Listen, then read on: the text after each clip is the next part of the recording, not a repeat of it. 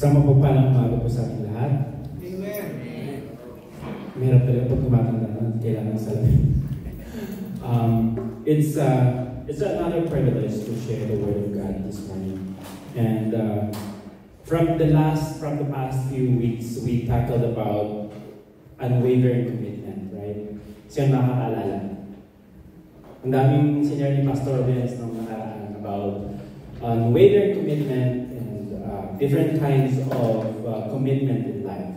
So we're gonna go dig in more about unwavering commitment. So let's begin with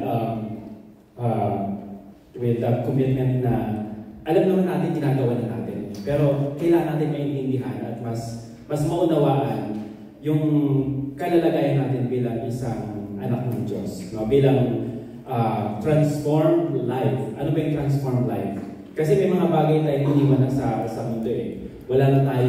Hindi na tayo natutuwa sa mga bagay sa mundong ibabaw. Kumbaga, hindi na natin yun nananais. Kasi, my life, tinuruan ako ng Panginoon maraming beses. I engage many times sa worldly things, but I'm not belong to that anymore. And now, kahit na anong invite, siguro dahil talagang anak ka ng Diyos, kahit anong invite sa'yo ng mundo, invite doon, invite dito, wala ka ng desire, hindi ka tulad before na, sige, go na ng go. And that is part of the commitment that we did in life. Nag-commit tayo na ibigay na sa Panginoon yung fully na para sa Kanya naman dapat. And this morning, before we begin, let's pray. Our loving Father, thank you, Panginoon, sa opportunity that we can hear your words. Lord, turuan mo kami sa umagang ito, Panginoon, ng mga salita. Mangusap ka sa bawat isa sa amin. Alam namin na ang katuruan mo ay ito ay nagmumula sa iyo, Panginoon. Let the Holy Spirit speak us and let the spiritual understanding open, Panginoon, para maunawaan namin at maintindihan namin yung mga salita, Panginoon, na nais yung iparating sa amin sa umagang ito. Lord, maraming salamat naman sa patuloy na pag-ingat, paggabay mo sa amin, sa pagbuhos mo ng iyong biyaya. Binabalik namin sa inyo, papuli po sa pagsampayan, Jesus, we pray. Amen. Bilang mga anak ng Diyos, we are transformed life. Our commitment is no longer in this world. Kaya ito yung pinagin ko. Naniniwala ba kayo that our life was shaped by our commitment? Naniniwala ba tayo? Mamaya, kung bakit we are shaped by our commitment. Aside from, syempre, the head of everything is God. If you don't commit yourself to anything, you become nothing in life. Right? We are shaped by our commitment. Great people who are just ordinary people who made extraordinary commitment to cause greater themselves. Marami tayong mga nakakilala, kilalang mga evangelists, katulad ni Billy Graham, kung bakit sila nagiging matanyag na evangelists, because they commit something bigger. Sa buhay natin, when we commit something, we become extraordinary also. Nobody is naturally great. People become great, about this sa atin, man and woman, when they commit something greater than themselves. We become with whatever we committed to. The problem is, karamihan sa atin, hindi naman tayo talaga nagkukumit eh. We don't commit for something. Pero may mga bagay na nagkukumit tayo. Katulad na, halimbawa, sa worldly things, sa buhay natin, hindi naman tayo makakabili ng bahay kung hindi tayo magkukumit, di ba? Di ba? Tama po? Hindi tayo makapag-asawa o makapag-girlfriend o boyfriend when we don't commit something. Di ba po? Hindi kayo makakabili hindi kayo magkakaroon ng magandang trabaho when you don't commit something. Especially pag-aasawa. You cannot go into deeper in that relationship kung hindi ka magkukumit sa sarili mo. Commitment is a very important thing. Without commitment, walang mangyayari sa buhay natin. So, nahuhubog yung buhay natin sa commitment. Diba? Kapag nag-commit ka lang, katulad ng friendship. Kapag hindi ka nag-commit sa friendship, talagang may hindi pagkakasunduan. So, sabi sa Romans 6:13, okay, bago tayo, Romans 6, the highest commitment to give your life to God. Isa yun sa pinaka-highest na commitment. Ay ibigay natin ang buhay natin sa Panginoon. Kasi, di ba, nandito tayo because we commit na pumunta sa church, maging pabahagi sa church na ito. At sabi din sa Romans 12:1, sabi dyan, at basahin natin lahat. Okay? 1, 2, 3, begin.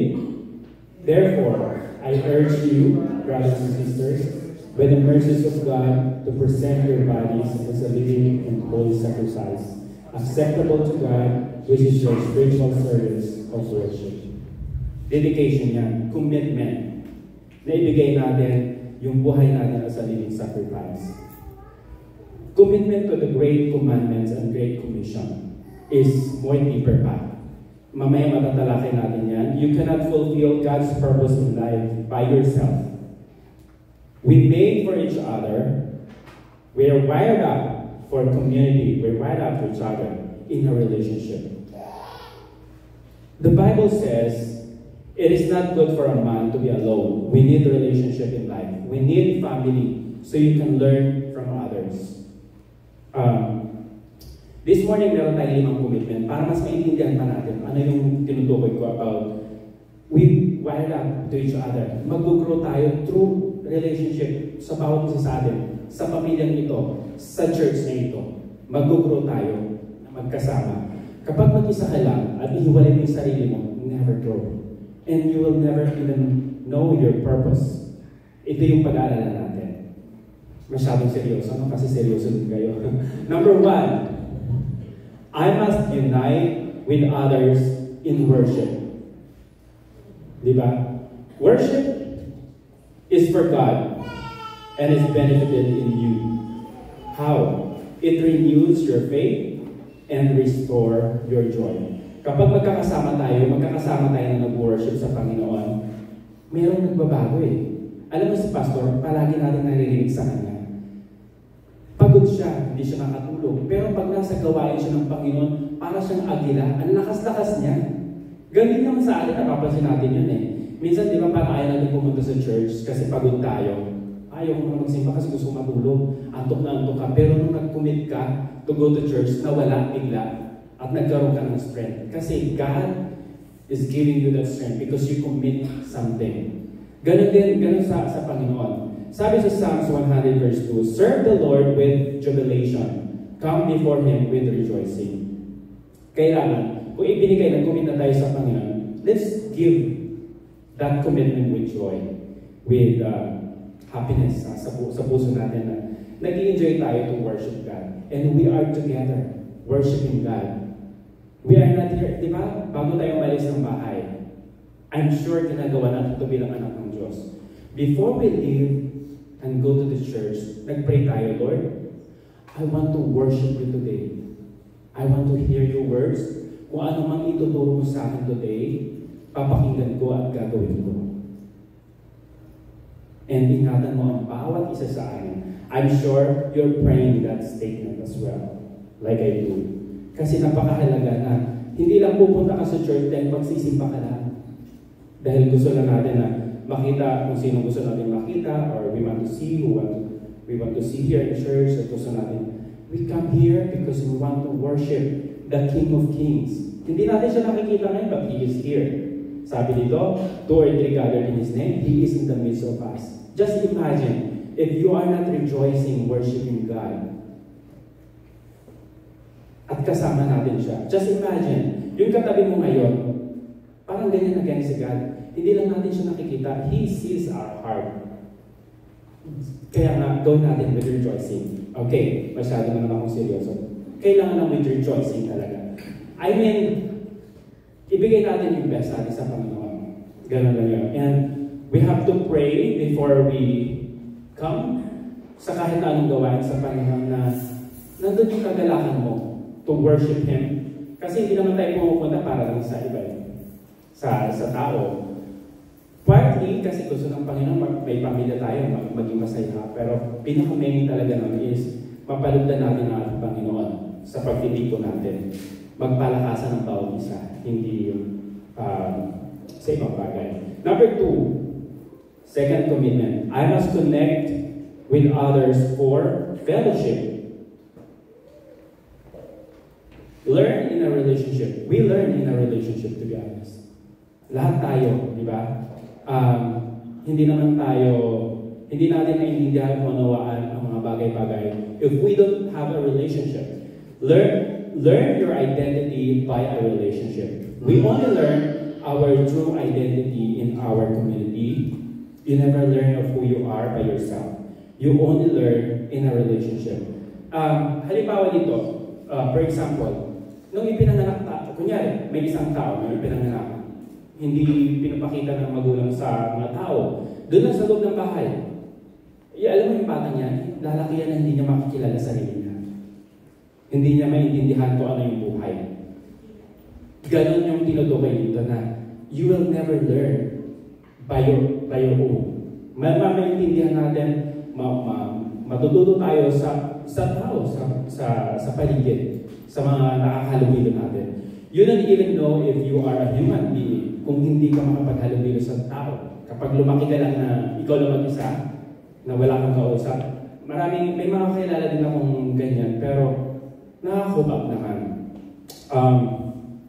You will only know about you because you have a relationship with human being. Tayo, naiintindihan natin yun. You learn your identity by a relationship. If you would have no human contact, you will never learn who you are. Naniniwala ko ba tayo doon?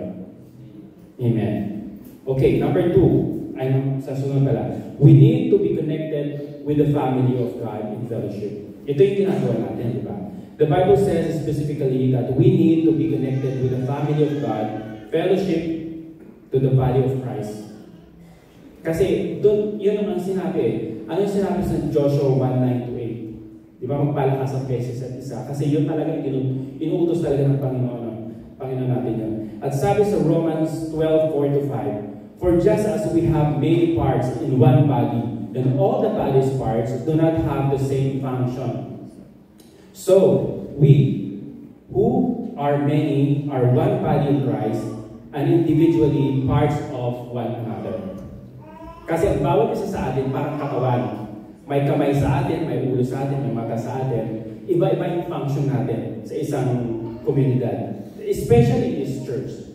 We are one body in Christ. No?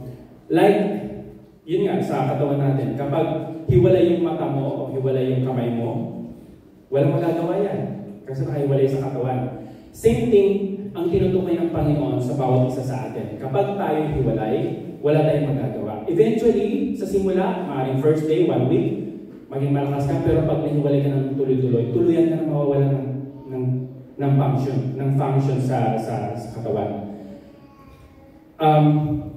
The same thing if you are not connected to the church, to the family of God, then you're not gonna know the purpose of your life. Okay, katulad ng role natin sa buhay. Ano ba yung role natin sa buhay talaga? Yung totoo. Ano ba yung function natin? Sa loob ng church, alam na ba natin kung ano yung function natin? You're not gonna know your value. Minsan, feeling natin hindi tayo mahalaga. But we are valued. Ang Panginoon, napakahalaga niya sa ating lahat. Walang maliit, walang mataas sa atin. Lahat yun napakahalaga. Kasi minsan ako ano ko ito naranasan nung ako ay bago mananampalataya pa lang. Gusto ko talaga maging song leader, preacher, kasi parang feeling ko yun yung kinatutuwaan lang ng Panginoon. Pero eventually, hindi pala yun. Kahit na anong ginagawa natin sa loob ng church, kahit pumulot ka lang ng basura dyan or dumapod ka ng basura dahil pakalat-kalat, kinalulugdan ka ng Panginoon. Even you drink water in Jesus' name, kinalulugdan tayo ng Panginoon. Napakarami nating roles sa church na hindi natin binibigyan ng halaga. Kasi, ang tinitingnan na natin yung mga tayo dito, yung nakikita natin sa harapan. Pero, pantay-pantay ang pagtingin ng Panginoon sa atin. Napaka-unfair naman yun kung yung gift mo is may galing ka sa paglilinis. Tapos, yung galing ng binigyan ng preacher, galing sa pagkanta, parang unfair yun. Pero hindi kasi ganun ang anong pagtingin ng Panginoon sa atin. Merong mga special gift ang binigay sa atin ng Panginoon na magagamit sa loob ng church. Like, yung katawan natin, may mata, may kamay, may tenga. Lahat yan sila, very important sa part of the body of Christ.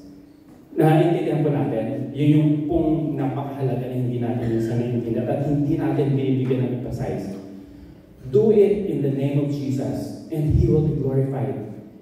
Even sa mga maliliit na bagay, kapag ginawa natin sa loob ng church by heart, with the joyful, believe me, magugulat ka pagdating mo sa langit. Anak, ito yung mga ginawa ko. Pati yung pagbulat ko ng basura, nandun. Kasi ipipicture lahat yan. Lahat yan. Because you did it na para sa Panginoon talaga. Sa loob ng church, kapag ginagawa natin yung para sa Panginoon talaga, lahat yan counted sa Panginoon. Walang hindi mahalaga sa Kanya. Noong hindi pa natin nakikilala ang Panginoon, hindi natin alam ang mga ito na meron para tayong mas deeper purpose. So, di ba nung hindi pa tayo mananampalataya, yung bawat isa sa atin, hindi pa tayo Christian, hindi natin alam yung purpose ng buhay. Hindi natin alam yung meron pa pala mas malalim. Ang alam lang natin, in the future, mag-aasawa ako, magkaroon ako ng anak, at maging maganda yung buhay ko. Yun ang alam ko. Mag-aaral ako mabuti, magiging maganda ng buhay ko. Pero meron pang mas deeper than that. Habang tumatanda ka, mas naiintindihan mo yung buhay. Kaya maraming mga tao maririnig mo, sobrang successful na nila. Nasa kanila na lahat-lahat. Pero maririnig mo sa kanila, meron silang emptiness. Meron silang, parang meron pa rin kulang. Alam mo kung sinong kulang doon? Si Jesus Christ. Yun. Kaya makikita natin yung mga successful. Kapag nakakilala sa Panginoon, grabe yung kagalakan na meron sa kanila. Yung joyful, marami akong mga sinusundan ng mga celebrity na nakakilala sa Panginoon nowadays. Kaya sobrang lapit na talagang pagbalik ng Panginoon. Kasi yung mga yan, gagamitin ng Panginoon mga yan. Kasi meron silang mga bigger connection. So, ayun po. Our value, our meaning, our purpose, yung role natin, will know them if you are connected to the body of Christ. Yun nga, katulad ng binabanggit ko kanina. Lahat yan mahalaga po. So, God wants us to be the ambassador and peacemaker. Kaya nga, iniiwasan natin, sa loob ng church natin, iniiwasan natin yung conflict. Kaya madalas, dapat taglay natin yung forgiveness sa buhay natin. Kasi, when you have conflict with somebody, it's really, strikes sa buhay natin. Lalo na kapag hindi tayo nagpapatawad. You might have a good life, you have a lot of money, you're good looking, then suddenly you have a conflict with somebody. Medyo magkakaroon ng conflict, komplikado talaga yan. Kaya nga, binigyan tayo ng maging miserable yan. Kasi magpapatuloy ang iikot sa loob ng church. Pero binibigyan tayo ng Panginoon ng mapagpatawad na puso. At pairalin natin yan magpakailanman. Ituturo natin ang pagpapatawad sa mga anak natin hanggang sa kaninununuan. Alam mo, sa totoo lang po, sa buhay kong ito, ang sobrang na-appreciate ko na part na isinurrender ko sa Panginoon, yung pagpapatawad. Nung naranasan ko, natutunan ko ang magpatawad. Grabe yung kapayapaan na binigay sa akin ng Panginoon. Grabe yung biyaya na binibigay sa akin ng Panginoon. Yung grabe na ginawa sa mama ko, madali ko siyang napagpatawad kasi nga, hiningi ko sa Panginoon na magpatawad ako. Mabilis dapat magpatawad. Taglay dapat natin mga Kristyaniyan. Dahil dyan tayo magkakaroon ng tunay na kapayapaan at magiging ambassadors tayo ni Christ.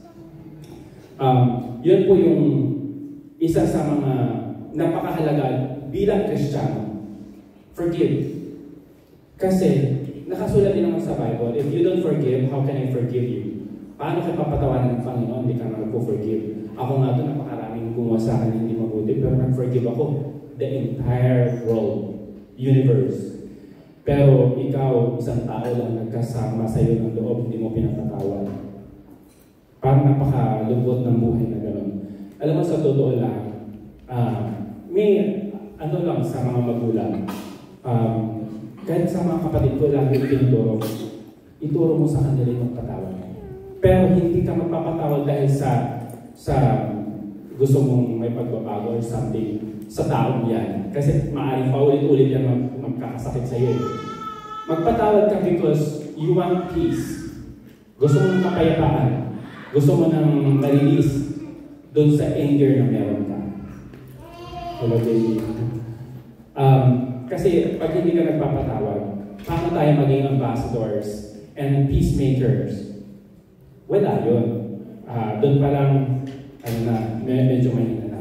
Kaya nga God wants us to be ambassador and peacemaker kasi God wants us to create harmony to the world. And God wants us to create a reconciliation. Tayo dapat yung namamagitan sa bawat hindi pagkakaunawaan sa mundo ito. Hindi tayo magsisimula ng kaguluhan. Kasi bilang anak ng Diyos, tayo yung tumatayong ambassadors. Hindi naman kaagad-agad na magiging gawin natin ito eh. It's a process. Kasi ang Panginoon hindi naman kaagad bibigyan. Okay lang, you need to be ambassadors and peacemakers ha. And agad-agad ganun ka kaagad, no? Sometimes, meron sa buhay natin ng mga bandage and struggles na kailangan i-release. And it's a process. We need to come to God and hingin natin sa Kanya, ilapit natin sa Kanya yan. Kasi hindi rin naman natin magagawa by our own self. Kaya kailangan natin na relationship. Amen? Amen. Okay, sabi sa Ephesians 2:16, and that He might reconcile them both in one body to God through the cross by having put to death the hostility. Diba? Yung ginawa ng ating Panginoon. And also in 2 Corinthians 5:18-19, now all these things are from God, who reconciled us to Himself through Christ and gave us the ministry of reconciliation. Namely, that God was in Christ, reconciling the world to Himself, not counting their wrongdoing against them, and He has committed to us the word of reconciliation. Napakaraming conflict sa buong mundo, maging sa workplace natin, sa family natin, ang dami yan. But, i-insist natin, yung salita pa rin ng Panginoon dapat mangibabaw. Kasi kung hindi natin gawin yung salita ng Panginoon, anong susundin natin pamantayan, di ba? Pag sinabi ng Panginoon magpatawad tayo. Okay, number 3, I must learn from others to grow. Marami sa atin. Okay, learn with others in the community. Bawat isa sa atin, it's considered as community, but we are one body in Christ. Bawat isa sa atin, merong mga testimony sa buhay na legit, nakaranasan niya ng tao na napagtatagumpayan niya, nakasama niya ang Panginoon. Naniniwala po ba tayo doon? Marami sa atin, and you yourself, you know that you have a trouble before, you have a problem before, pero ngayon, napagtagumpayan mo yan at kailangan nang narinig ng mga tao how you able to overcome. Dahil because you want to glorify God. And that is how you glorify God, by sharing your testimony. Diba? Sa community. And in the community, you should hear that. Para sila din ay matuto at mag-grow. Kasi, mga kapatid, yung buhay natin is nakapaligid yan sa pamantayan ng salita ng Panginoon. Baga, tayo ay lumalago sa Panginoon. Araw-araw meron lang ituturo ang Panginoon sa atin. And that is a testimony ng mga kabutihan ng Panginoon sa buhay natin. Yan ang dapat natin i-share, ipagmalaki na, alam mo ba, nakaranasan ko ng ganitong problema. God really works on me. And tingnan mo ako ngayon, nakatayo ako dito sa harapan niyo. Hindi na tuluyan na, kasi nag-commit ako, pinili ko ang Panginoon, and I acknowledge that God is teaching me.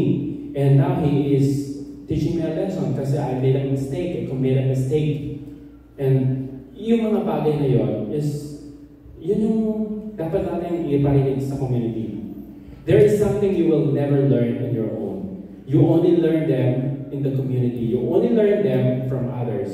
Something you can only learn in a relationship. Katulad niya, for instance, ano ba yung dapat natin matutunan sa bawat isa sa atin?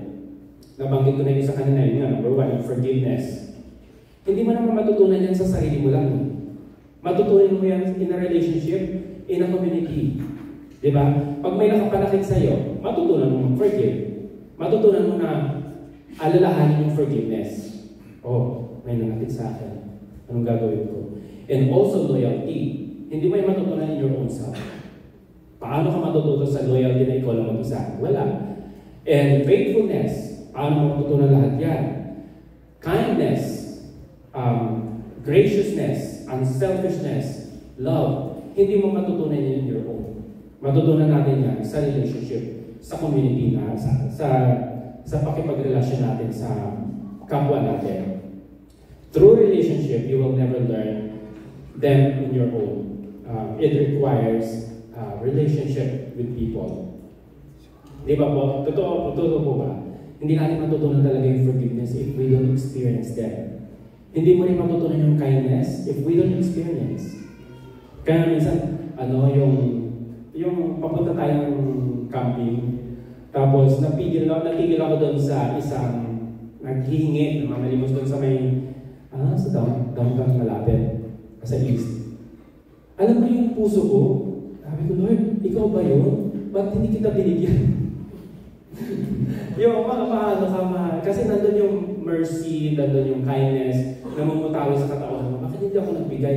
Kasi ang namumutawi sa utak ko, sabi ko, laki-laki ng mga tao, pero bakit hindi ka nila magtrabaho? Sabi ko, paano kung nag-transform na in the form na sikat pala yun? As, yung mga ganun ba? But, anyways, kindness is you will learn with people. Learn and grow with people of God. If you want to build your potential, you must learn and grow with people of God. Right? In Ephesians 4:16, sabi dito, one God and Father of all who is over all and through it all, in all. Siya lang talaga. There is so many things in life that you will never learn on your own. We need someone, other people in a relationship. Kailangan mag-commit tayo na ito yung natin, is we have to learn also all these things. Hindi lang siya napapakinggan natin, but we commit to all these things and learn. Okay, number 4. Malapit na tayo. Isa pa pala. Learn in a small group. Ito yung bagay na i-encourage ng bawat isa. One of the ways to grow in our spiritual life is by our small group. Salihan natin, mag-join tayo sa mga small groups. Kung bakit ako nandito ngayon, because of small group. Kung bakit ako nakasurvive sa trials ng buhay ko, because of the small group. The prayers of all, sa lahat sa atin, but small group is something intimate relationship na nag-share tayo about isa. Diba? Dito sa church natin, kapag ganitong pagtitipon, hindi tayo nakapag-share, nakapag-usap ng sharing time natin. But in a small group, you can share your daily activities. And natutunan natin yun. Akala mo boring na napakasimple lang, pero pag-iisipin mo yung experience niya, may experience mo yan the following day. And that's how we learn. And that is how we able to improve our spiritual life. Right? In a small group. Kaya atinan po natin yung mga small group. And also, katulad ng si ate, kanina, si Ate G, she's one of my small group. Dati nahihiya pa tayo Nahiya tayo magsalita sa harapan ng tao.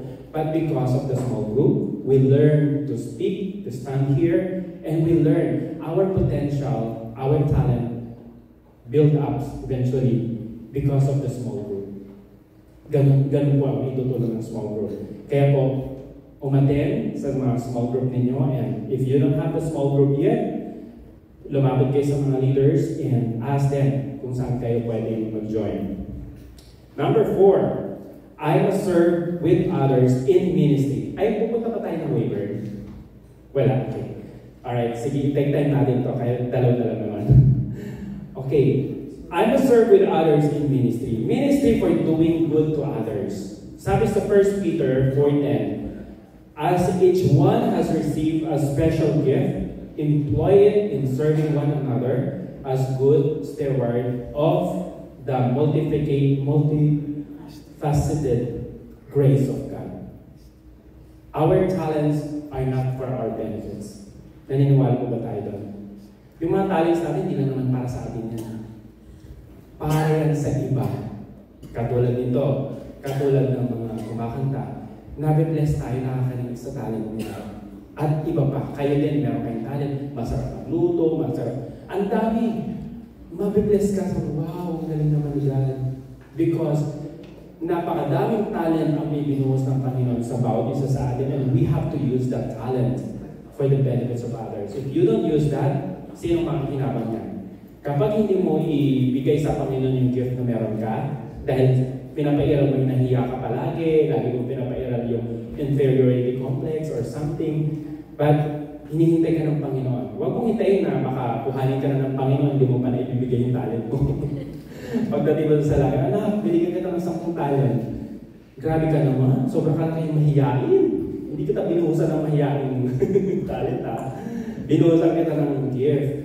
Kaya kung meron kayong something gift, this church, we really need those gifts para tayo ay mahubog pa, lalong lumago ang church natin. Kailangan natin yan sa iglesia nito. Maniwala kayo.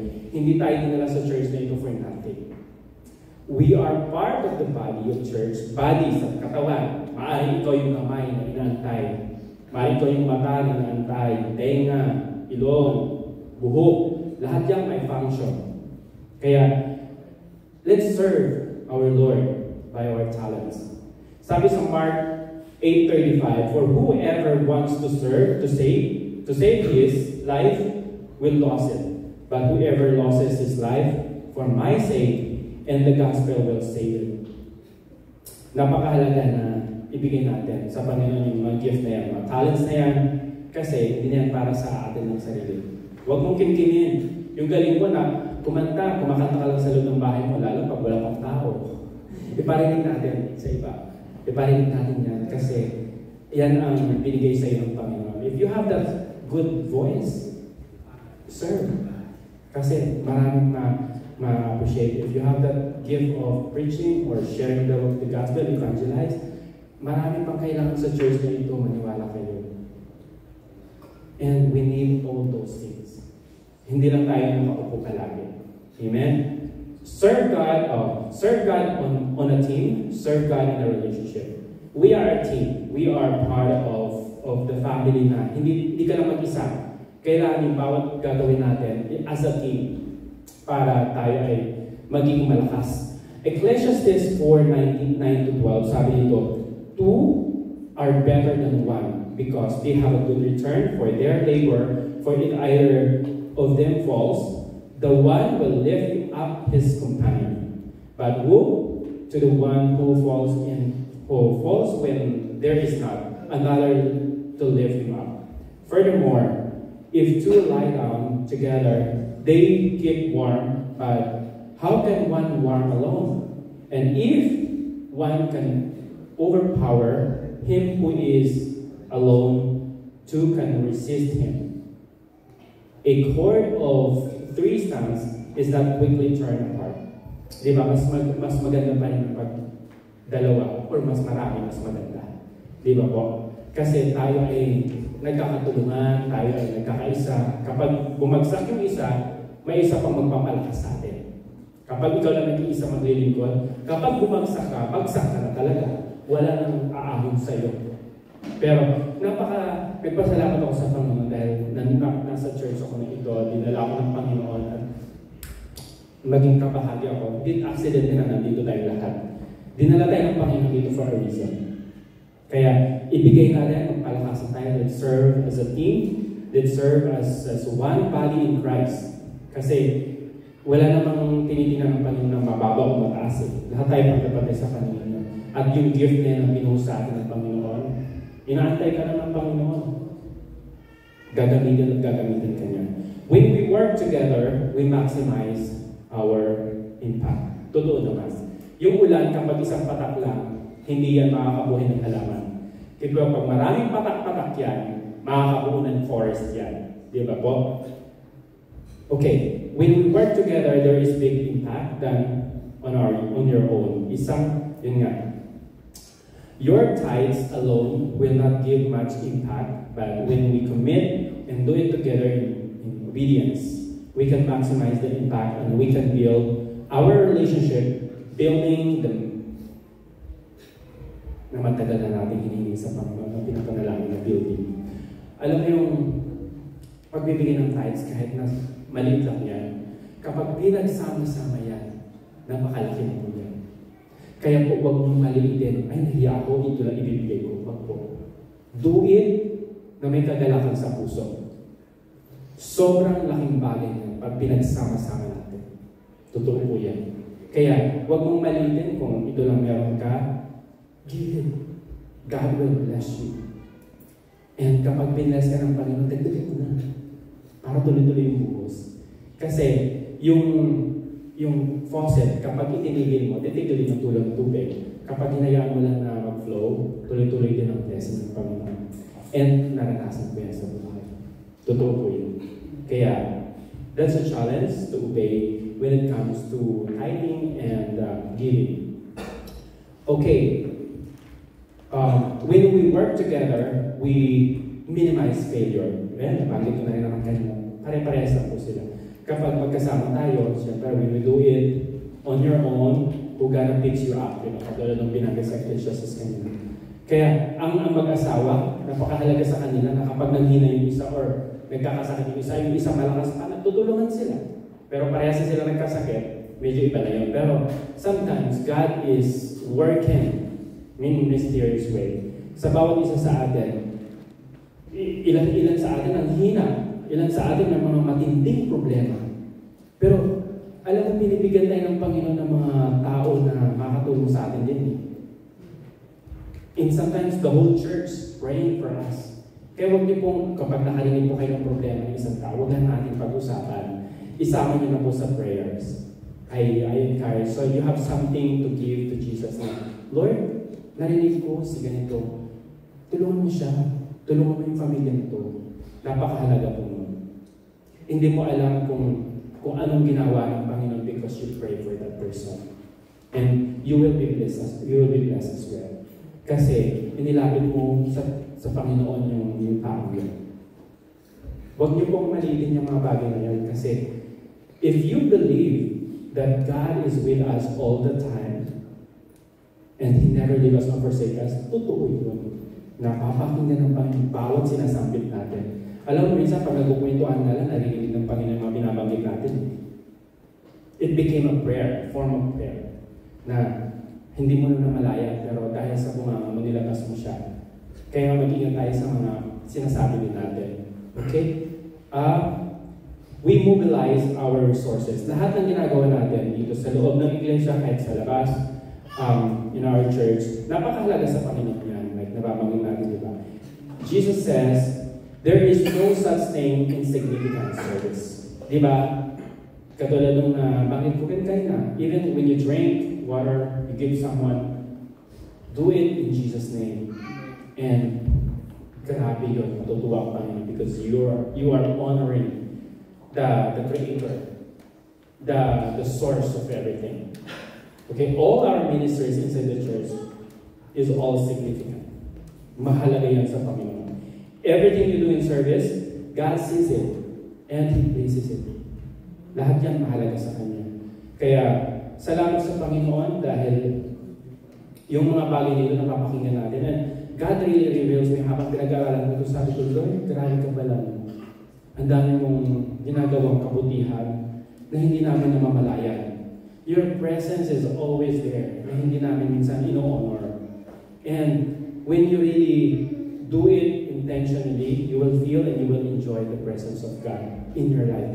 Kasi siguro dahil mag-isa lang ako sa bahay, mag-isa, lagi kong, kasi wala naman akong kausap, kundi siya lang din nagkakausapin ko. Alam mo yan, kaya may narinig ako isang preacher, kaya siguro itong mga singles, lalo kapag kumilid sa Panginoon, or sino man sa atin, na lagi may chance na makausap ang Panginoon, makaniig ng Panginoon. Kasi every time, dahil siguro lagi akong pagod sa work, lagi akong umiyak. Lagi akong umiyak pag uwi, Lord, pagod ako. Palakasin mo ako, tulog na ako. Alam mo yung God is really restoring everything. Everything in your life. Kapag manghina ka, kapag pagod ka, manghina din ang faith mo. Lahat yun manghina. But when you ask God, He will give you extraordinary. That's why we have to serve God in all ways. Kahit sa loob ng bahay, we can serve God. Talk to your parents, talk to your children, talk to your everyone. Kausapin mo siya, anak, kumusta ka? Uy, kapatid, bro, how are you? Simpleng ganon, but that's your ministry. Ministry is not only inside the church. We have a lot of ministry. As a Christian, as an ambassador, as a peacemaker, as a messenger of the Word of God, we have a lot of ministry Inside our job, sa work natin, sa bahay natin, ang dami natin ministry. But sometimes, as a Christian, nagputay tayo. Hindi natin ginagawa yun. Ang lagi lang natin naiisip na ministry when we are inside this church. That's part of the ministry. But when we're outside, parang feeling natin hindi yung ministry natin eh. Pero that's our ministry actually. Kasi kapag involved ka sa area na yan, that's your ministry, that's your area. Yan ang naabot mo eh. Huwag ka na mangarap na pumunta pa ng ibang bansa to share the gospel. No! Kapag meron kang katrabaho or kapatid or part of the family na hindi pa Christian, that's your ministry. Serve. Share the gospel. Ganon yung ministry po. Kaya po, dapat maintindihan natin na napakalawak po ng ministry. Even our wives, our husbands, kapag nanghina ministry po natin, napalakasin sila. Na kapag sila ay magalit, huwag kang magalit. Gawin mo yung ministry mo. Ano ba yung ministry mo? To calm down your partner. To calm down your friends. And sometimes ikaw mismo yung mainitin ng ulo, dapat yung partner mo maintindihan niya rin yung kanyang ministry sa'yo. Yung mga ganun, we have so many ministry po, maniwala kayo. And sometimes we don't even think that that is a ministry. Kasi hindi lang ang church may yung ito, this is a form of ministry as well to the kingdom. But as an individual, na anak ng Diyos, na ambassadors of Christ, because at the bottom line, ano naman eh, individual relationship tayo kay Jesus. Hindi natin madadala yung pamilya natin na hindi natin share sa kanilang Word of God. Hindi dahil tayo nakakilala sa Panginoon, sakop na lahat ng pamilya natin, hindi ganon. Kailangan sila din mag-decide at mag-commit na makilala nila ang Panginoon. Kailangan po, ganun po. Individual po kasi tayo naglilingkod sa Panginoon. Kaya, i-share natin yung natutunan natin sa Panginoon. Number 5, ito na po yung huli. Bago tayo advocate. I must join with others in mission. Okay, gusto ko rin maintindihan natin yung mission ay kasi minsan pag sinabi mission ay kailan extravagant, hindi po. God has a life mission for your God has a life mission for your life, and you could only do it with the context of with others. Katulad ng mga nabanggit ko kanina, that's part of the mission. A life message and a life mission. Kasi tayo yung mga messenger ng gospel. Katulad ng nabanggit na kanina, di ba? The gospel. Yung gospel na yan, i-share natin yan. And we are the messengers of that gospel. Wala na pong iba. Hindi po magsasalita yung bato, hindi po magsasalita yung kung sino. But you, us, as a Christian, we are the spokesperson of Jesus Christ.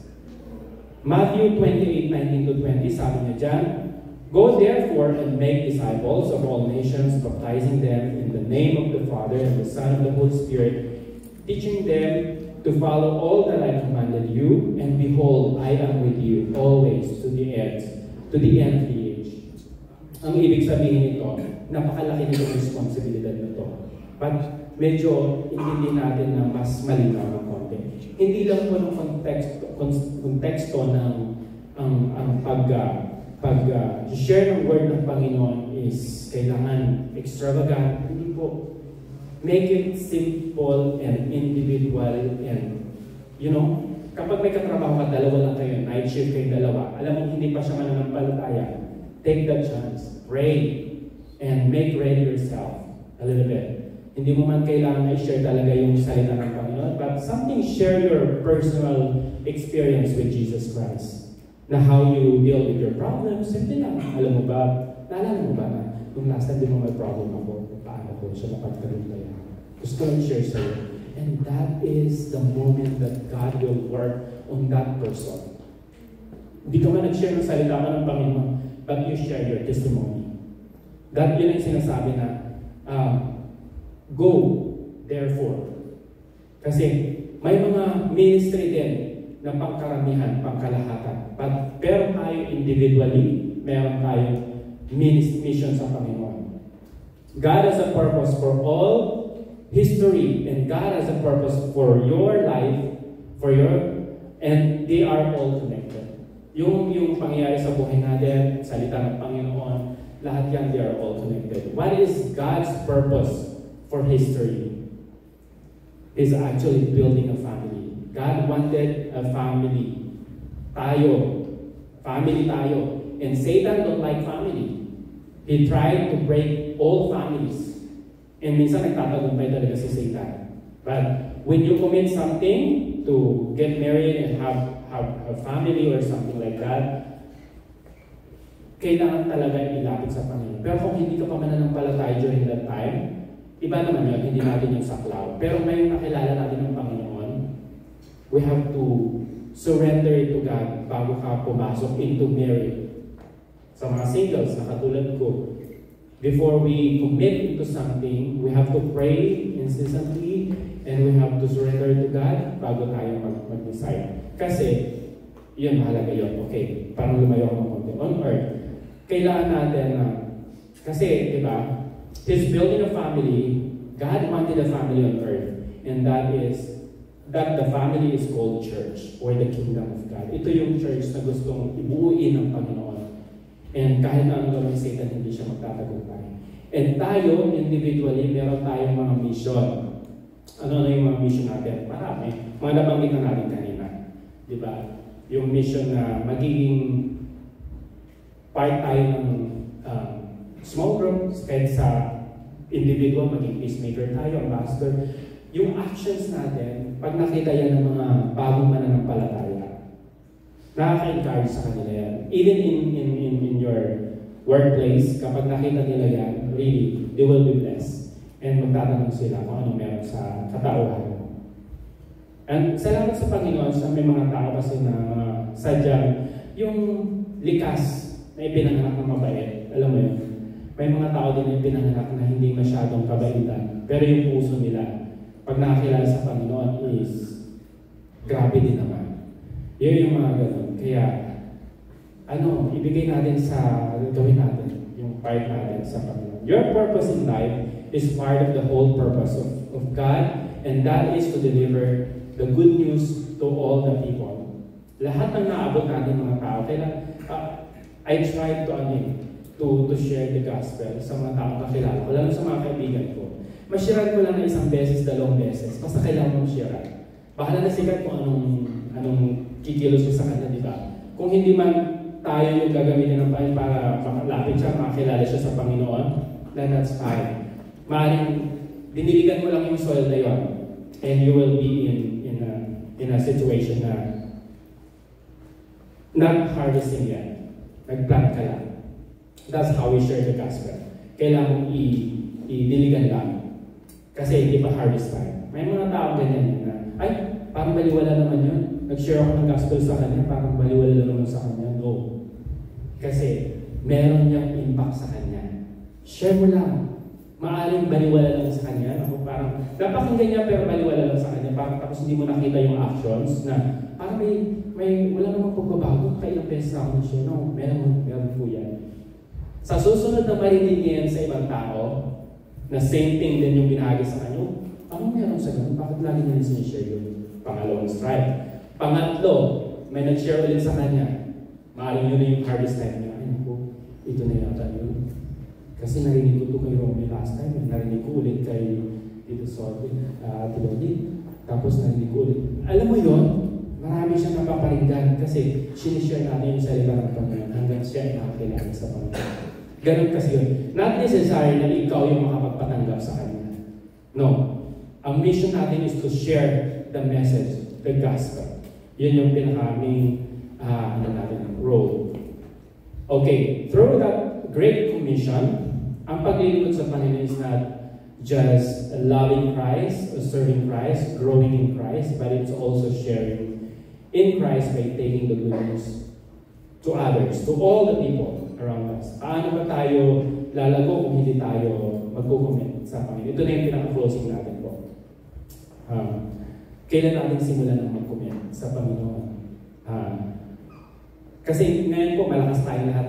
Wala bang pinaka-elderly talaga sa atin na tipong nakatungkol na halos hindi na makatayo, hindi na makapagsalita. Lahat tayo able pa. Habang able pa tayo at meron pa tayo maayos na pag-iisip, malakas, share it. Share the gospel. Ano ba yung gospel? Yung ginawa ng ating Panginoon sa cross ng Calvary, that is the gospel. Let's share that to everyone. Sa mga kilala natin. Kung hindi mo pa man kaya mag-share, share your testimony, your experience, yung life lessons of life. Yun po yung 5 commitment na nais kong i-share po sa inyo this morning at natutunan ko rin po sa buhay. Naway tayo sama-sama lumago at sama-sama tayong magtagumpay sa buhay nito na inaantay natin ang Panginoon na darating siya. Marami tayong naririnig, nakikita sa mga video clips, sa reels, whatever, na sa iba't ibang panig ng mundo na nakakita ng vision, na nakikita nila si Jesus Christ. Di ba sabi doon sa Bible, sa mga huling araw, mga kabataan makakita ng visions, may makikita silang wonders, and that's what's going on right now. So ibig sabihin, napakalapit ng ating Panginoon. Yung mga ginagawa natin sa buhay na ito, na nagsisikap, tuloy-tuloy ng kalignan. Yung magsikap ka sa buhay mo na parang maging maasenso ka, at gusto mong gumaan yung buhay mo, tuloy-tuloy lang din yan. Itong ginagawa natin para sa Panginoon is tuloy-tuloy din. Balansin natin ang buhay. Yung worldly at saka yung spiritual, dapat balance. Para tayo ay magiging matagumpay kasi gusto din naman ng Panginoon maging masipag tayo. Ayaw din niya na maging tamad-tamad ka, hindi ka papakainin ng Panginoon. Nga gano'n. Kailangan kumilos din tayo. And part to that, gawin natin yung mission natin, yung purpose ng buhay natin, at na maging kaaya-aya tayo sa harapan ng Panginoon. Hindi naman tayo perfect eh. Walang perfect sa atin. Lahat tayo may mga kahinaan. And yung kahinaan natin sa buhay, huwag natin tingnan yan, kahinaan ng kapatid natin. Huwag yun ang tingnan natin. Ipag-pray natin siya. Kasi lahat naman tayo hindi pa talaga malakas. Hindi pa tayo mga immortal na hindi na tayo magkakasala. Nagkakasala po tayo.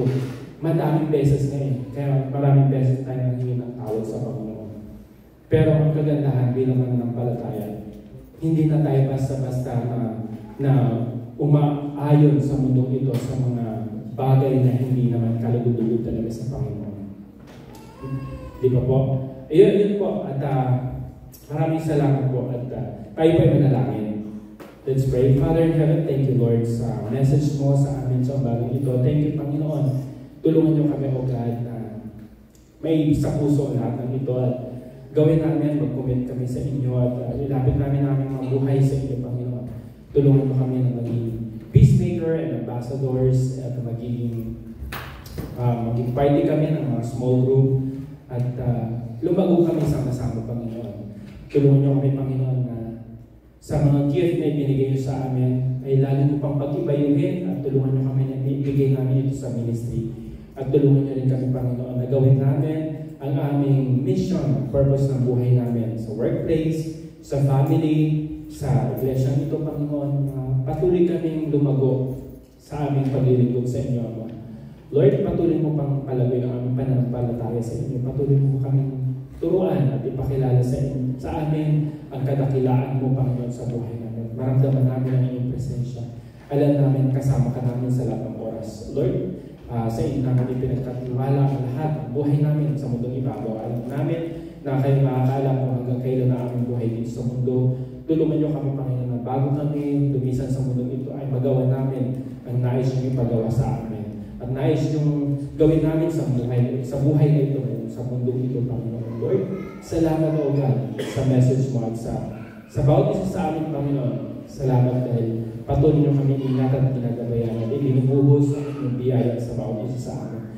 Bawat isa sa amin may mga karanasan man, mga problema ngayon.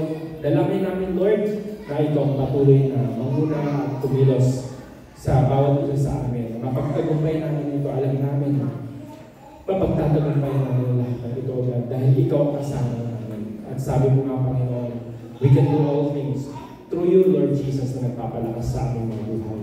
Kaya, Lord, we surrender everything to you.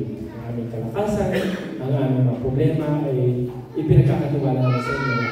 At alam namin mapagtagumpayan namin yan sa ng panahon at habang pinagpatagumpay namin ito, Panginoon, kayo ang patuloy na sumama sa amin at turuan niyo kami, Panginoon, lumapit at magtiwala sa inyo ng buong puso.